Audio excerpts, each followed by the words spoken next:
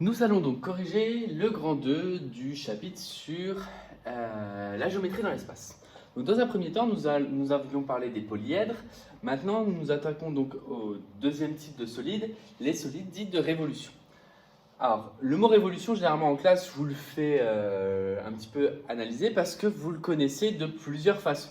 Évidemment, en histoire géo, notamment avec Monsieur Gauthier, où voilà, on parle de révolution d'un point de vue historique. C'est évidemment pas du tout ça, puisqu'on se place sur une matière scientifique.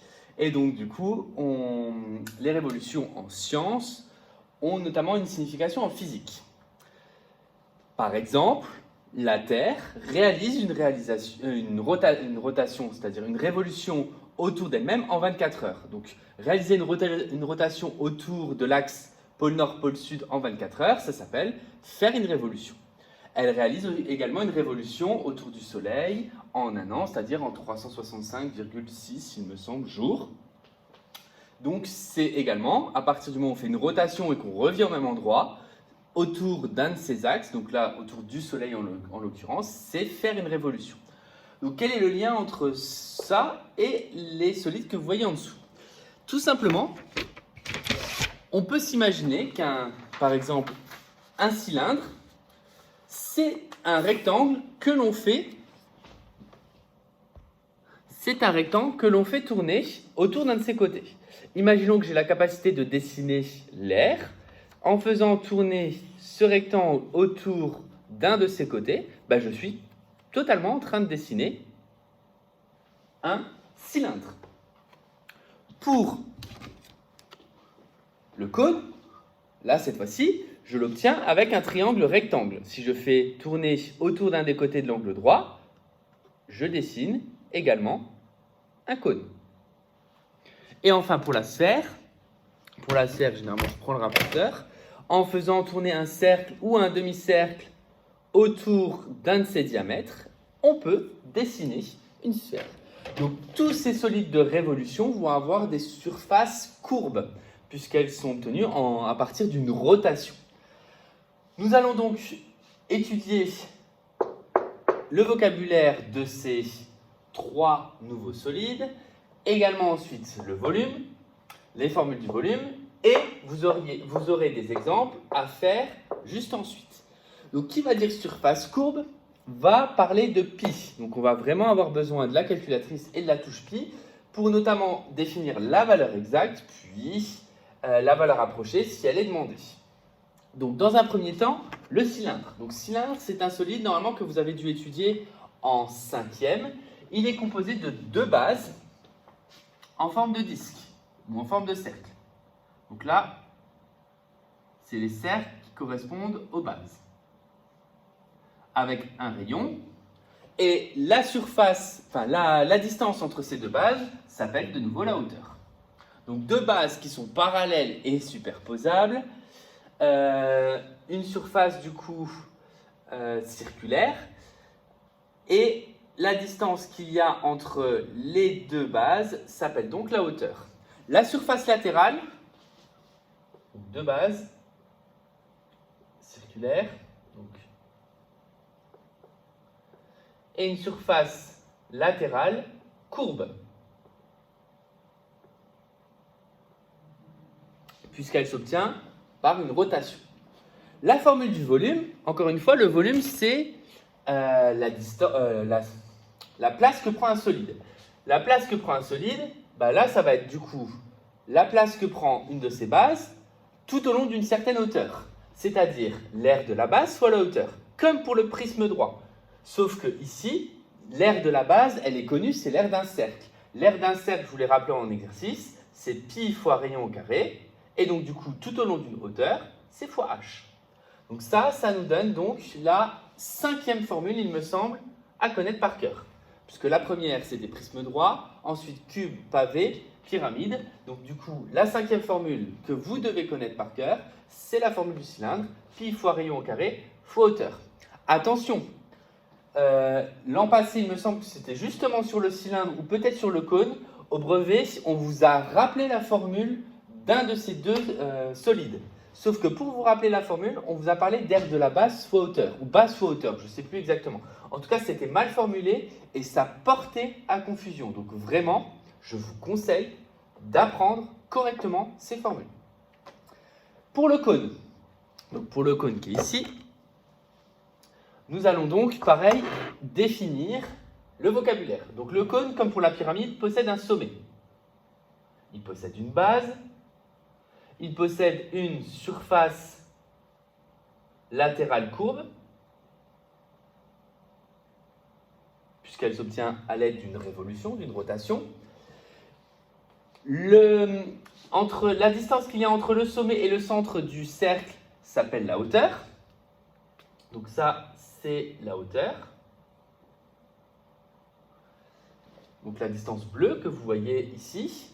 Et ce que vous voyez qui dessine le contour du cône, c'est ce qu'on va appeler une génératrice. Donc ça, je le marque en rouge parce que généralement, c'est le mot que vous avez du mal à retenir. En gros, si on fait un schéma d'une coupe, ça sera important parce que le théorème de Pythagore va souvent intervenir là-dedans. On a le sommet, on a une hauteur. Ce qui lie ici le centre du cercle et un point qui est sur le cercle, c'est le rayon. Donc en noir, ce que vous voyez et que vous pouvez rajouter, c'est le rayon. Donc hauteur, rayon, ici. Et du coup, ce qui dessine le cône, c'est la génératrice, en rouge.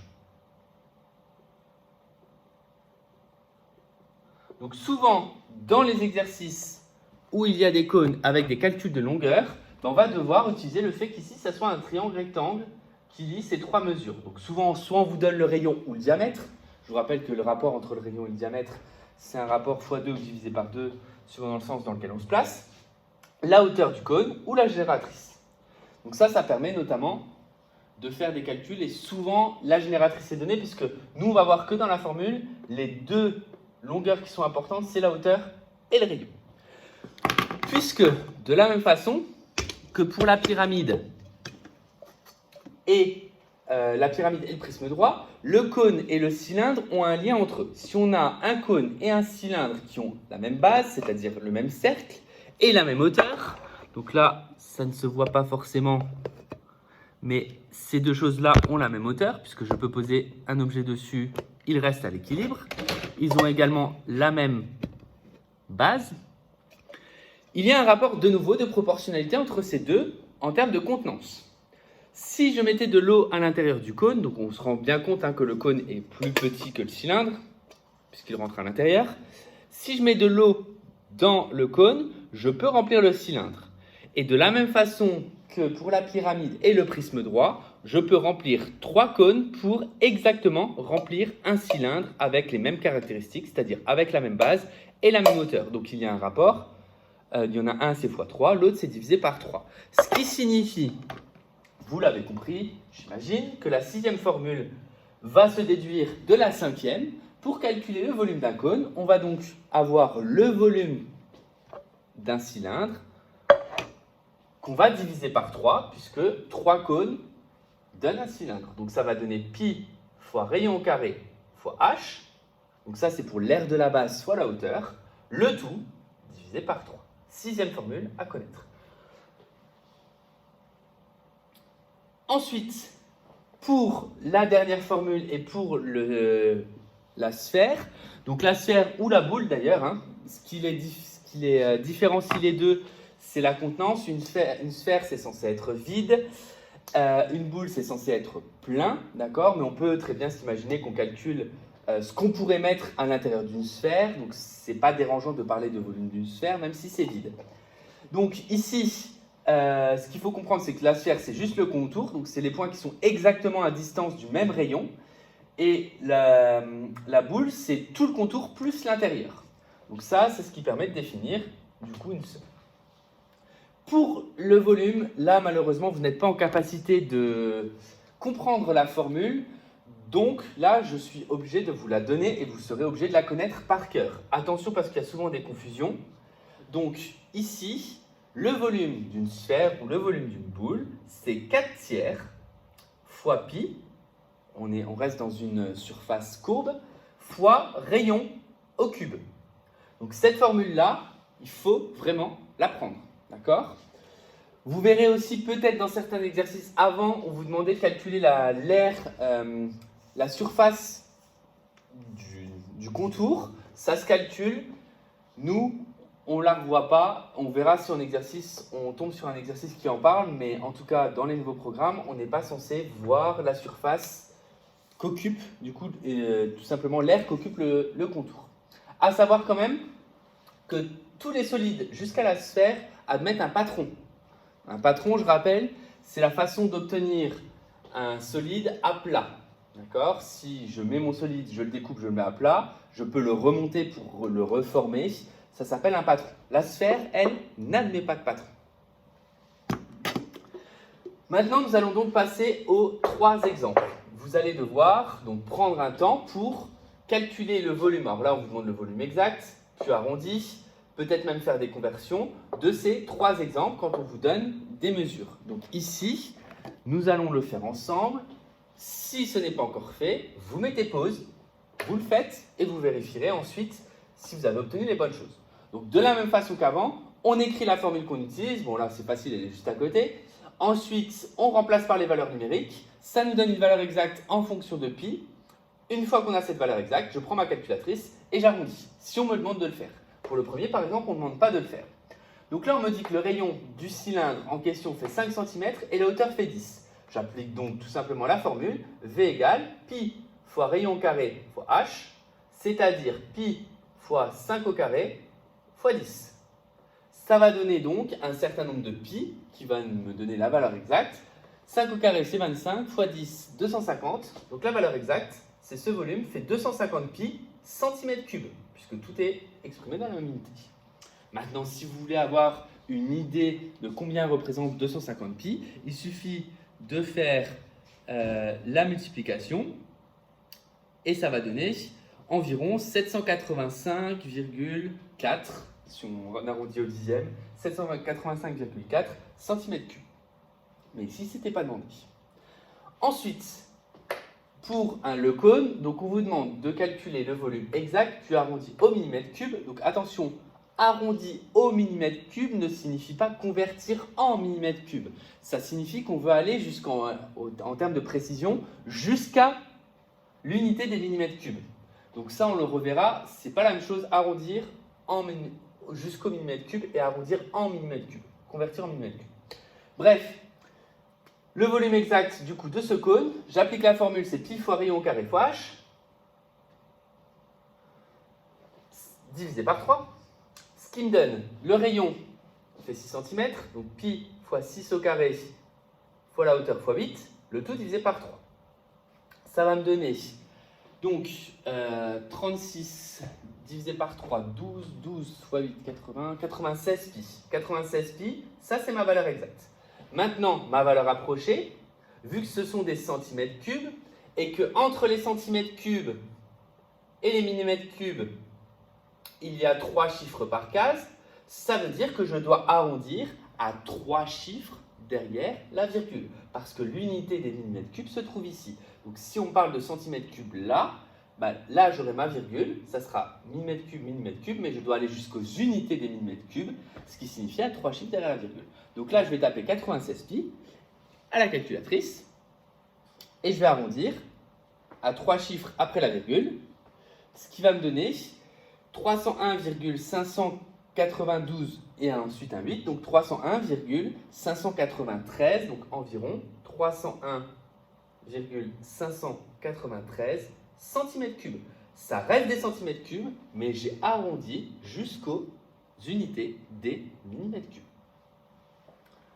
Enfin, le volume exact d'une boule ou d'une sphère dont on me donne le rayon. Au passage, on risque aussi par moment de vous donner le diamètre. Je vous rappelle que le diamètre n'intervient dans aucune de ces formules. Et si on vous donne le diamètre, la première chose à faire de façon explicite sur vos copies, c'est de calculer le rayon. Ne marquez pas la valeur du rayon sans avoir noté le calcul. Donc ici, vous allez renoter la formule.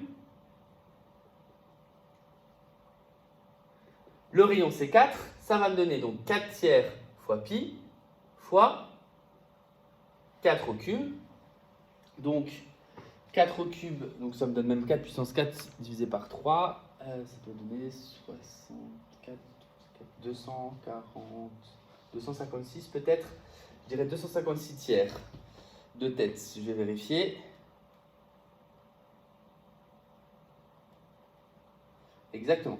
Donc 256 tiers pi, et donc là on est en centimètres cubes. Je ne peux même pas faire la division par 3, puisque la division par 3 ne tombe pas juste. Donc si on me demande une valeur exacte, il faut que je reste en fraction.